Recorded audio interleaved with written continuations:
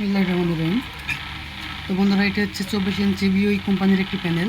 এই প্যানেলে যে সমস্যা সেটা যদি আপনাদের দেখাই, ফার্স্ট টাইম এটি চালু করি, দেখেন এখানে ইন্ডিকেটর বাতি জ্বলে গেছে এবং এটি চালু হয়ে গেছে এবং প্যানেলটি ব্ল্যাক স্ক্রিন হয়ে আছে। আর যে ভোল্টেজগুলো আছে সেগুলো যদি একটু মেজারমেন্ট করে দেখাই, ফার্স্ট যে ভোল্টেজটি দেখবো আমরা সেটি হচ্ছে প্যানেলে 12 ভোল্টেজ ইন হয়েছে কিনা। এই প্যানেলটি হচ্ছে 12 ভোল্টের, তো এখানে হচ্ছে 12 ভোল্ট ইন হয়েছে কিনা যদি দেখাই, তাহলে দেখেন এই যে 12 ভোল্ট স্পষ্ট দেখা যাচ্ছে ইন হয়েছে। তাহলে এখানে 12 ভোল্ট ইন হওয়ার পর এই ভোল্টেজতে আমাদের চলে যাবে সরাসরি হচ্ছে এই ডিসি টু ডিসি আইসিতে। এখান থেকে কিছু ভোল্টেজ আউটপুট করবে। তো তার মধ্যে একটি ভোল্টেজ হচ্ছে এভিডিডি ভোল্টেজ যদি দেখাই, এভিডিডি 0 ভোল্ট, তারপর হচ্ছে ভিজিএইচ 0 ভোল্ট, ভিজিএল, তাহলে সবগুলোই 0 ভোল্ট। কারণ হচ্ছে এই আইসিটি আসলে নষ্ট না প্রোটেকশন মোডে গেছে, এটা আগে খুঁজে বের করতে হবে। আইসিটি যদি নষ্ট হয় সেক্ষেত্রে আইসিটি চেঞ্জ করতে হবে, কিন্তু এক্ষেত্রে বড় একটি সমস্যা হচ্ছে আইসিটি সবসময় নষ্ট থাকে না। এর আউটপুট কোনো ভোল্টেজ যদি শর্ট থাকে তাহলে এই আইসিটি প্রোটেকশন মোডে চলে যায়। তো সেক্ষেত্রে আমাদের যে কাজটি করতে হবে, এর কোথায় ফল্ট আছে বা কোথায় শর্ট আছে এই শর্টটি খুঁজে বের করে তারপর হচ্ছে কাজগুলো করতে হবে। তো আমি যে কাজটি করব, প্রথমত এর শর্ট যেখানে আছে সেখানে হচ্ছে ফাইন্ড আউট করব। তো আমি এর শর্ট ফাইন্ড আউট করার জন্য এগুলো সবগুলো চেক করে দেখছি, এখানে কোথাও শর্ট নেই।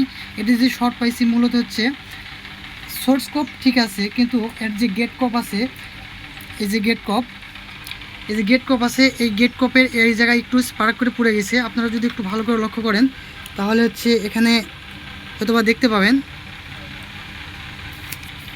এই যে জায়গাটা দেখা যাচ্ছে কিনা অতটা ভালো বুঝতে পারছে না। এই যে জায়গাটা আছে এখানে হচ্ছে স্পার্ক করে পড়ে গেছে। তো এই অবস্থায় আপনি কি করবেন? কপটি চেঞ্জ করবেন নাকি কপ চেঞ্জ না করলেও কাজটি হবে? তো আমি হচ্ছে এই কপটি চেঞ্জ না করেই এই কাজটি করে দেবো ইনশাল্লাহ। তো প্রথমত এই যে লাইনটি আছে, এই যে শর্টটি আছে, এই শর্ট এখান থেকে রিমুভ করতে হবে। তারপর হচ্ছে এখানে লাইনগুলো আমি বাইপাস করব। তো চলুন আগে শর্টটি রিমুভ করে নিই, তারপর হচ্ছে লাইনগুলো বাইপাস করব। তো বন্ধুরা, আমি এখানে কিছু কাজ করেছি। এখান থেকে হচ্ছে লাইন কাটিং করেছি, এখানে একটি লাইন কাটিং করে দিয়েছি, এখান থেকেও কাটিং করে দিয়েছি। তো এখন আমি যে কাজটি এই কাটিং করে দেওয়ার পর এখন যেটি রেজাল্ট হয়ে আছে সেটি যদি আপনার দেখাই, দেখেন এখন যদি এটি চালু করি, অন করলাম, দেখেন প্যানেলে এখন কিন্তু হোয়াইট স্ক্রিন হয়ে আছে, অর্থাৎ এখন ভোল্টেজ প্রেজেন্ট হয়েছে। আগে যেখানে এই যে বিডিডি ভোল্টেজ ছিল না, এবং সেখানে দেখেন এই যে 14 ভোল্ট দেখাচ্ছে, 14.8। তারপর ভিজিএইচ ভোল্টেজ যদি দেখায়, এই যে দেখেন ভিজিএইচ 30 ভোল্ট এবং ভিজিএল এই যে দেখুন -7.9 ভোল্ট। অর্থাৎ এই টিকন বোর্ডে গ্রাফিক্স আসার জন্য যেগুলো ভোল্টেজ সবগুলোই প্রেজেন্ট। এখন যে কাজটি করব, এই যে প্যানেলে গ্রাফিক্স নিয়ে আসার জন্য কিছু কাজ করতে হবে, কিছু লাইন বাইপাস করতে হবে। এখন আমি সেই লাইনগুলো এখানে বাইপাস করব। তো বেশ দেখতে পাচ্ছেন এখানে হচ্ছে আমি দুটি লাইন বাইপাস করেছি। এই যে এখান থেকে দুটি লাইন আমি বাইপাস করেছি। একটা হচ্ছে এই যে ভিজিএল, আর একটা হচ্ছে এই যে ভিজিএস এখানে লাগাবো, এখনো লাগাইনি, এটা হচ্ছে এখন লাগাবো।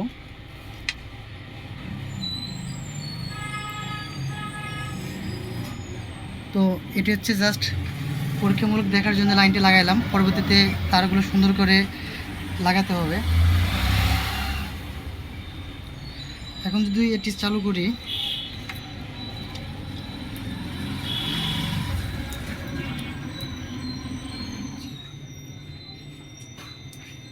দেখেন এটি চালু করলাম এবং গ্রাফিক্স এসে গেছে, কিন্তু মাঝখানে এই যে দাগটি আছে এটি মূলত হচ্ছে এই কপের জন্য এই দাগটি আছে। কপটি চেঞ্জ করলে দাগটি চলে যাবে।